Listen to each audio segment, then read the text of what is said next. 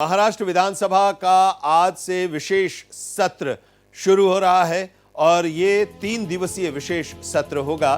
3 दिन में पहला जो 2 दिन है उसमें 288 जो नवनिर्वाचित विधायक हैं महाराष्ट्र विधानसभा का चुनाव जीत कर आए हैं उनको विधानसभा की सदस्यता की शपथ दिलाई जाएगी और तीसरे दिन यानी 9 तारीख को विधानसभा के स्पीकर का चुनाव होगा। विधानसभा के लिए प्रोटेम स्पीकर कालिदास कोलंबकर को नियुक्त किया गया है। 9 बार के वो विधायक रहे हैं, सीनियर मोस्ट विधायक हैं और उन्हें राज्यपाल ने शपथ कल दिलाई प्रोटेम स्पीकर के और अब वो प्रोटेम स्पीकर के तौर पर नए जो सदस्य चुनाव जीत कर आए हैं 288 सदस्य, उन सदस्यों को विधानसभा की सदस्यता की शपथ दिलाएंगे।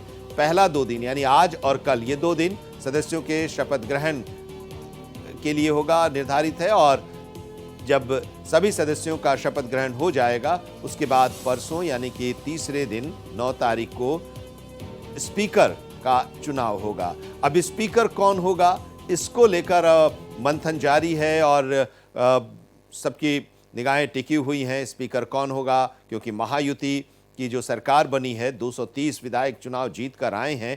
भारतीय जनता पार्टी 132 सीटों पर जीत दर्ज की है, 57 सीटों पर शिवसेना एकनाथ शिंदे की पार्टी और अजित पवार की पार्टी 41 सीटों पर जीत दर्ज की है। अब ये देखना होगा कि स्पीकर किसका होता है, यानी कि भारतीय जनता पार्टी, शिवसेना और अजित पवार इन तीनों पार्टियों में से किसके खाते में स्पीकर का पद जाता है।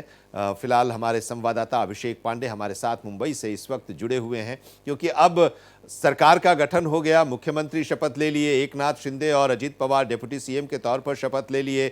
अब माथापच्ची हो रही है कि कौन मंत्री बनेगा, कितने मंत्री किस पार्टी के होंगे, लेकिन इस विशेष सत्र के दौरान स्पीकर का भी चुनाव होना है।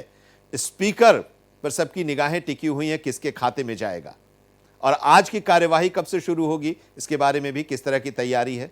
अभिषेक, देखिए आज की कार्रवाई 11 बजे से शुरू होगी और 11 बजे विधान भवन में राज्यपाल पहुंचेंगे और उसके बाद प्रोटेम स्पीकर पहुंचेंगे, जिसके बाद प्रोटेम स्पीकर अपनी शपथ दिलाना शुरू करेंगे और 288 विधायक है चूंकि, तो इसलिए 2 दिन का समय लग जाएगा इस पूरे शपथ समारोह को लेकर के और उसके ठीक बाद विधानसभा अध्यक्ष पद का चुनाव होगा। इम्पोर्टेंट चीज ये है कि विधानसभा अध्यक्ष बहुत महत्वपूर्ण पद होता है। मुख्यमंत्री, उप मुख्यमंत्री के बाद विधानसभा अध्यक्ष पद इतना महत्वपूर्ण होता है कि उसके बिना हाउस नहीं चल सकता। इसलिए बीजेपी की कोशिश है कि अपना विधानसभा अध्यक्ष बिठाए। महायुति में भी लगातार डिमांड कर रहे हैं, चाहे वो शिवसेना हो, एनसीपी हो, दोनों चाह रहे हैं कि विधानसभा अध्यक्ष उनके कोटे में आए। अब जानकारी ऐसी चल रही है कि बीजेपी अपना विधानसभा अध्यक्ष बिठाएगी क्योंकि मुख्यमंत्री उसके पास है और कोऑर्डिनेशन अच्छा होगा और सरकार अच्छे से चल सकती है और अपोजिशन को भी सामंजस्य बिठाने की कोशिश की जा रही है ताकि कम से कम एनोनिमसली अगर वो बिना विरोध के अगर चुनाव निर्विरोध बन के आते हैं तो हाउस चलाने में आसानी होगी। इसलिए विपक्ष को भी कुछ मनाने की कोशिश की जाएगी। लेकिन सरकार के भीतर अगर विधानसभा अध्यक्ष बीजेपी के पास जाएगा तो उपाध्यक्ष वो शिवसेना या एनसीपी जरूर मांगेगी, क्योंकि विधानसभा अध्यक्ष की अनुपस्थिति में उपाध्यक्ष ही सारा काम चलाते हैं।